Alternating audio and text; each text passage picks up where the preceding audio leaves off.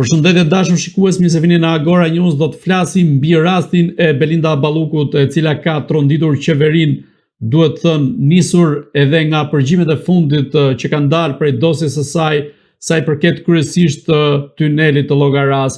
Por çfarë pret Belinda Ballukun dhe çfarë po ndodh konkretisht me rastin e saj dhe sa rrezikon Edi Rama në këtë rast? Ne për të trajtuar këtë çështje kemi të ftuar avokatin e njohur Ndue Pietra. Zoti Pietra, përshëndetje. Përshëndetje juve. Zoti Pietra, zëvendës kryeministrja Belinda Balluku ka munguar sot në kuvend për të dhënë interpelancë me deputetët e opozitës. Pse Balluku po i shmanget përgjegjësisë së saj për të dhënë një përgjigje, apo tashmë po e ndjek procesin e saj në SPAK përmes heshtjes? Atëherë derisa jemi para një akuze, të cilën e ka SPAK-u, Belinda Balluku nuk mund t'japin llogari në parlament as në një institucion tjetër lidhur me çështjen, sepse nëse do jepte disa informacione të cilat do t'i përdoreshin pastaj në SPAK si prova për çështjen e saj. Dhe me drejt ajo nuk mund të jetë e pranishme. Sepse ka dhe një ligj, ka dhe një arsye pse s'duhet jetë. Në këtë rast, a nuk do të duhet ja përgjegjësi para shqiptarëve, sepse bëhet fjalë për një aferë që shkon deri në kufit e 190 milionë eurove? Po për këtë duhen prova. Akuzat mund të jenë të ndryshme, mund të akuzohen gjithë. Por ama, derisa jemi para një akuze, ajo nuk duhet japin asnjë informacion tjetër, në asnjë vend tjetër, as në parlament, as në qeveri edhe as kund. Derisa të mbyllen hetimet. Në këtë rast, a nuk do të duhet ishte marrë një masë sigurie ndaj Belinda Ballukut, sepse opozita, për shembull, e konsideron një lloj manovre që mund të prish edhe provat. A rrezikon në këtë rast që Belinda Balluku të prish provat? Tani, nëse do merremi me opozitën dhe me pozitën, automatikisht do ndeshemi me këto arsye, që jo kështu, jo ashtu, jo 100 milion, 10 milion, jo miliarda euro, miliarda lek. Por ama, në rastin konkret që nuk ka një akuzë, nga organi i akuzës, është e pamundur që të kërkohet ose të jepen këto fakte dhe këto prova mbi bazën e opozitës. Opozita ka rolin e vet, mundohet, pra ka gjetë, si thon Belinda Balluku tani në këtë moment, dhe nuk ka asnjë tjetër për të akuzuar. Dhe të gjithë lufta që po bëhet që të godasin Belinda Ballukun dhe të shkojnë tek Rama. Por a do shkojnë është tjetër gjë. Ne e dim që gjitha këto manovra, gjitha këto veprime janë të Ramës, nuk janë të Belinda Ballukut. Pra janë urdhra të qeverisë. Më thuaj një njeri në qeveri, në të që i mundohet ose nuk mund të zbatojnë urdhrin e Edi Ramës. Asnjë. Po, në këtë rast, sa i përket SPAK-ut, e ka komunikuar një akuzë, siç është ajo e shkeljes së parazisë në tendera, dhe të premten e kaluar Belinda Balluku ishte në SPAK ku njoh me këtë akuzë. Po mima, tani edhe shqiptarët po duhet ta kuptojnë se Belinda Balluku është zëvendës kryeministre e Shqipërisë. Dhe nuk është ajo antarja e tendrave që mund t'japin, mund të ndikojnë, mund të jetë për ndikim, në qoftë se vërtetohet ndikimi, po jo se ajo ka dhënë urdhra derisa nuk del asnjë institucion, asnjë drejtor, asnjë punojës i shtetit që të thonë që më ka urdhëruar Belinda Balluku për të kryer një veprim. Nëse nuk kemi një deklarat, një kallëzim penal ndaj saj, atëherë mbetet gjithmonë në momentet për ta hetuar çështjen. Dhe për ta hetuar çështjen, nuk mund të jetë vendimet kolegjale, nuk janë vendime të cilat mund t'i hetojnë as SPAK-u as kërkush në botë. As ligji nuk ta lejon, nuk mund të ndërhyjë. Në këtë rast, sa rrezikohet vetë Edi Rama nga afera e zëvendës kryeministres Belinda Balluku? A qëndron Edi Rama pas gjithë kësaj skeme dhe është duke dërguar atë në SPAK ashtu siç bëri dhe me Erion Veliajn? Ai po ban një manovër teknike, ju kam thënë disa herë që regjizori i cili ka Rama është regjizori më i aftë në botë, edhe Hollywoodit ja kalon. Pra, ky regjizor që e ban këtë regji kaq bukur sa se ke iden. Dhe Rama nuk mund të merret as si pandehur, as me çdo veprim që mund të jetë bë kolegjal. Pra, ndon se ne e dim që Rama edhe në kohën e Covidit u çote prej gjumit edhe nxirrte një ligj. Pra, dhe thotë në emën qeverisë, po qeveria nuk ishte mbledhur asnjëherë. Por ama, ato janë vendime të cilat i përkasin në momentin kur votohen. Ai dha këto ligje, dha këto veprime dhe përsëri është në krye të qeverisë me votat mjaftueshme. Po sa e rrezikon vetë qeverinë dhe Edi Ramën kjo aferë? Po për çfarë do ta rrezikoj? Në qoftë se do vendoset që tjetë e impliku me Belinda Balluku, është Belinda Balluku. Qoftë do jetë një ministër, është një ministër. Qoftë do jetë një drejtor drejtorie, është një drejtor drejtorie. Pra, nuk mundet që kryeministri të marrë përsipër të gjitha gabimet e kryera nga institucionet ose nga drejtuesit e institucioneve. Përveç asaj, kur ai është në dijeni të diçajet dhe nuk ka marrë masa. Por edhe pse nuk ka marrë masa, nuk do thot që ai të njeket penalisht, ose të bjen qeveria për hatër të opozicës, o për hatër të Amerikës, të Europës, a dikuj. Po sa i përket përgjimeve të kryera nga ana e SPAK-ut ndaj Belinda Ballukut dhe vargësve të saj, ku ajo komunikon me ta konkretisht me ish-kreun e ARSH-s Evis Berberit, ku i kërkon me ngulm që të çojë përpara pjesën e tenderit të tunelit të Llogaras, duke i thënë që nxirres e plasa. Pra këtu ka një lloj direktive që vjen nga Balluku në drejtim të vargësve të saj. Tani është interpretim si mund ta marrin personat, por asaj i përket SPAK-ut për ta hetuar këtë çështje. Për çfarë i ka thënë nxirre, për çfarë i ka thënë, a janë të vërteta, a janë këto, a kanë nevojë për një ekspert të kësaj fushë, a janë të vërtetë, pra çdo gjë do t'i nënshtrohet një hetimi. Pa jo nënshtruar një hetimi dhe pa dalë përgjegjësia penale, e cila mund shkojë një vit 2, nuk mund të arrijë në këtë konkluzion. Në këtë rast, ju si e shikoni vetë fatin e Belinda Ballukut? A do të ketë ajo të njëjtin fat si Veliaj apo edhe si vetë ish-presidenti Ilir Meta? Belinda Balluku si kokë Ramollës për sa akuza ka. Po ta them që është e pamundur me ato akuza të arrihet tek Belinda Balluku. Ndonë se morale janë tjetër gjë. Për sa i përket ligjit, ne po flasim për ligjin, ajo nuk ka asnjë lidhje ligjore për sa i përket dhe asnjë mas nuk mund të merret për sa i përket mesazheve që ajo mund t'i dërgojë dikujt ose dikush i ka dërguar asaj. Pra ne duhet të ikim një herë mirë. Pra edhe gjykata kushtetuese, edhe gjithë institucionet duhet shihen edhe vendimet e Strasburgut, çfarë flet për gjusat, çfarë flet për regjistrimet, çfarë flet për këto mënyra komuniste që janë shekullore në Shqipëri dhe të pranishme. Nuk mundet që nëpërmjet përgjimeve, nëpërmjet telefonatave të arrish në një konkluzion. Duhet që telefonata të jetë indicie, po jo provë. Si mendoni, a ka rrezik që SPAK-u këto përgjime t'i përdor si provë dhe jo si indicie, siç thatë ju, që më pas të shkojë te provat? Dhe do i bjen poshtë përsëri pastaj. Nëse SPAK-u do i marr si prova, do i bjen poshtë dhe do marr pafajësinë. Nuk ndërtohet pra themelet e një subjekti me shkumdetit, si thonë. Pra ato don gur.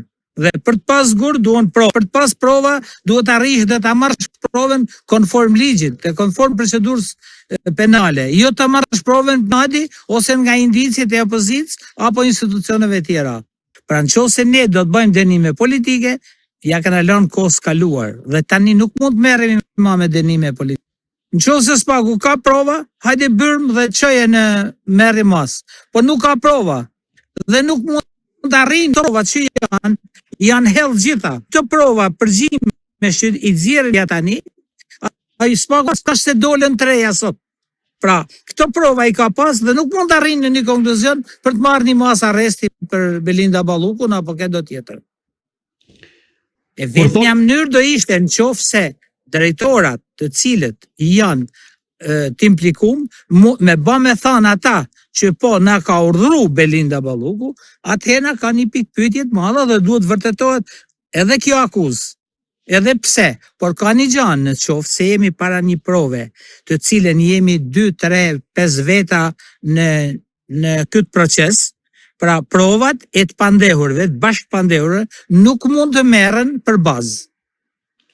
Duhet ta kishte bërë më para ai drejtori ose ai institucioni i tjetër. Në disa komunikime të zbardhura nga dosja e Belinda Ballukut, ajo i referohet Edi Ramës si palloshi i gjatë. Në këtë rast, çfarë është ky komunikim? Kjo do të thotë se Edi Rama aq shumë ka ushtruar trysni ndaj vetë zëvendës kryeministres apo ka pasur përplasje me të? Pra në fund të fundit çfarë tregon ky lloj komunikimi? O pse po marrni Edi Ramën? Merrni gjatë tjetër, palloshi i gjatë. Pse po merrni Edi Ramën ju? Ç'lidhje ka? Pra, në qoftë se do themi, palloshi i gjatë ka gjithë çfarë nën kuptimesh. Po, është vërtet. Pra nuk mund të merren do. Nuk mundesh që ti evidentosh këto tek palloshi i gjatë sa është Edi Rama. Palloshi i gjatë mund të jenë shumë gjëra të tjera. Në këtë rast, duke qenë se edhe vetë kreu i Partisë Demokratike Sali Berisha ka specifikuar që ka qenë për vetë Edi Ramën. Prandaj po e përmendim. Po, shumë dakord, po i edhe i herë tek një akuzë politike, e kundërshtarit politik, dhe ati i duket gjithkush, dhe ai para syve ti ka vetëm Edi Ramën, ai nuk ka asnjëri tjetër. Ai kur shkon me fjeti kujtohet Edi Rama, kur çohet prej xhumit Edi Rama, kur shkon me hëngër bukë Edi Rama, kur del për drek Edi Rama, kur bën mbledhje të kryesisë PD-s Edi Rama. Ai me Edi Ramën ka mbet në gojë, siç kishte me dikur Edi Rama me Sali Berishën. Ndërkohë, një nga portalet më të njohura holandeze Ndiq Paran ka publikuar një shkrim investigativ ku shkruan se Shqipëria me drejtimin e Edi Ramës është shndruar një narkoshtet që tashmë po rrezikon edhe vetë Europën. Ju si mendoni, sa rrezikon Edi Rama qoftë me aferat e fundit që po dalin në vimësi, qoftë dhe në raportet që ka ai me Europën dhe Shtetet Bashkuara të Amerikës?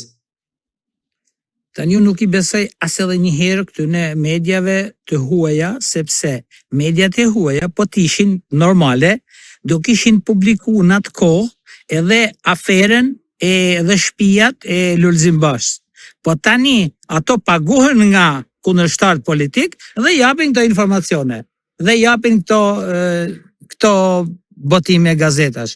Pra, do thotë që jashtë një pikpyetje e madhe. Dhe nuk mund të arrim ne tani mas disa vitesh që të arrim me pa se kush është pronari ose kush është personi i cili bën pastrim parash në Hollandë ose në Amerikë ose në shumë shtete tjera. Pra janë interesa të cilat vënë dispozicion nga kundërshtar politik dhe paguhen nga kundërshtar politik. Nisur nga vendimi i gjykatës kushtetuese që dha mbi rastin e Erion Veliajt, si mendoni, a do të lehtësohet masa e sigurisë dhënë ndaj tij arrest me burg, apo vendimi i gjykatës kushtetuese nuk ka të bëjë as pak me vendimin e gjykatës posaçme ndaj Erion Veliajt? Atëherë na vendimi i gjykatës kushtetuese është vendimi prap i Edi Ramës, që ta kuptojnë gjithë shqiptarët, sepse të gjithë ata gjyqtar që janë vënë tash 10 vite, nuk janë vënë nga opozita, po janë gjyqtar të vendosur ose të emëruar nga partia në pushtet. Dhe si e mendoni ju që mund ta merrte një vendim gjykata kushtetuese të kësaj natyre? Por jo, ai është vendimi i tij. Tani unë kam thënë që vendimi i gjykatës kushtetuese ishte dënimi përfunimtar, dënimi penal përfunimtar i Erion Veliajt. Sepse nëpërmjet këtij vendimi Erion Velia tani duhet të dënohet patjetër, duhet marrë penë patjetër në mënyrë që të largohet nga politika. Sepse në vendimet që do jepet përveç dënimit me burg, do të ketë edhe vendim plotësues i cili është vendimi për ta marrë mas për 5 vite ose 10 vite në varet që mos të ketë mundësi kandidimit në strukturat e EPS-s ose çdo lloj strukture tjetër. Po ndërkohë nga ana e tij në reagimin pas vendimit gjykatës kushtetuese, Edi Rama kërkoi lirimin e Erion Veliajt duke thënë që ai mund ta ushtrojë detyrën e kryetarit të bashkisë, qoftë duke u ndjekur në gjendje të lirë vetë procesin ndaj tij. Po pse çfarë do thosh ai? Këtë e vete futi më rënd, se do dalin tani kundra. Gjithmonë duhet kesh parasysh. Dy institucione janë të ndërkombëtare që flitet. Amerika të hell dorën më shpinet ke marru dhe një Edi Rama hell dorën për të mbrojtur Velin si ose asgjë tjetër. Në këtë rast çfarë do të arrijë Edi Rama, ashtu siç thatë ju se ky është vetë vendimi i Edi Ramës, duke i lehtësuar nga njëra anë Erion Veliajin, duke qenë se gjykata vendosin në favor të tij. Nëse do arrite bashkinë ta merrte ose të kishte një kundërshtar politik për sa i përket PD-s, ai kishte një farë frike dhe e menoj këtë frikë dhe menoj tha më mirë tani për momentin të caktojmë një zëvendës të Lalierit edhe të vazhdojmë me këtë pas zgjedhje për Tiranën. Sepse Tirana është pathuajse gjithë Shqipëria, nuk është vetëm thjesht një veprim që mund të merret pushteti. Kush merr pushtetin në Tiranë e ka të sigurt edhe fitimin e zgjedhjeve parlamentare me radhë. Zoti Pietra, në fjalën e tij, duke u mbrojtur në gjykatën kushtetuese, Erion Veliaj lat kuptohet se ka një USB që ja kanë dhënë avokatët dhe mban në qeli. A mendoni se ka materiale sensitive në USB dhe... Por nuk i punon, thot. Por nuk më punon, thot. Po. Nuk e the këtë. Ai thot nuk më punon kjo. Pra ma shprish. Ai atë CD e ka çuar në ambasadën amerikane ato ditë që doli dhe i kanë dhënë një tjetër formalisht sa me pasë në dorë asgjë tjetër më. Dhe ajo nuk hapet më ajo. Si në Velia, vetëm do hapet ajo që është në ambasadën amerikane nëpërmjet strukturave të tyre, të cilët mund t'i bajnë vendimtare ose të ditura në momentin e duhur, kur ju duan atyre. A mendoni se Erion Veliaj mund të denoncojë në SPAK aferat korruptive të kryeministit Edi Rama, të paktën ato që njihen dhe publikisht apo dhe të denoncuara? Moralisht mund ta bëjnë, ligjërisht nuk ka vlerë, sepse ti duhet ta bëje, jo do ta bëj. E kupton? Pa çdo akuzë që nxjerr qoftë Erion Velia, qoftë një tjetër duhet ta nxjerr me prova, me fakte. Ato prova dhe fakte nuk arrin tani pas një viti që të bëhen realitet. Zoti Pietra, kush mendoni se mund ta ketë radhën në nivelin e goditjeve nga ana e SPAK-ut kundrejt elementëve të qeverisë së kryeministit Edi Rama, teksa mediat e huaja shkruajnë edhe për vetë ta ulamballën dhe lidhjet e tij të mundshme me elemente të krimit organizuar? Tani ne dim që gjitha fushatat që bëhen, pra takohet çdo person, takohen kriminal, takohen personat ndershëm, të mirë, gjitha format, sepse je duke u marr votën. Nëse do të ekzistonte diçka që thot vota e kriminalit nuk më duhet gjë, ose nuk numërohet, jam shumë dakord me atë që thonë edhe mediat e huaja dhe kushdo. Po nëse vota e një kriminali, vota e një të ndershmi, vota do numërohet çdo vot në sistemin e votimeve, atëherë ai është i detyruar që të komunikojë me çdo person, jo vetëm Taulant Balla, por edhe kryeministri, edhe opozita, edhe çdo person tjetër që ka nevojë që të marrin votet. Duke u nisur nga këto afera pra të denoncuara qoftë publikisht apo dhe goditjet e SPAK-ut ndaj vetë elementëve të qeverisë së kryeministit Edi Rama, si mendoni sa të gjatë do ta ketë jetën kjo qeveri? Tani kjo qeveri e ka jetën të gjatë, siç ka thënë Edi Rama. Kur duan ka thënë duhet të vinë në pushtet partia tjetër ose krahu i tjetër.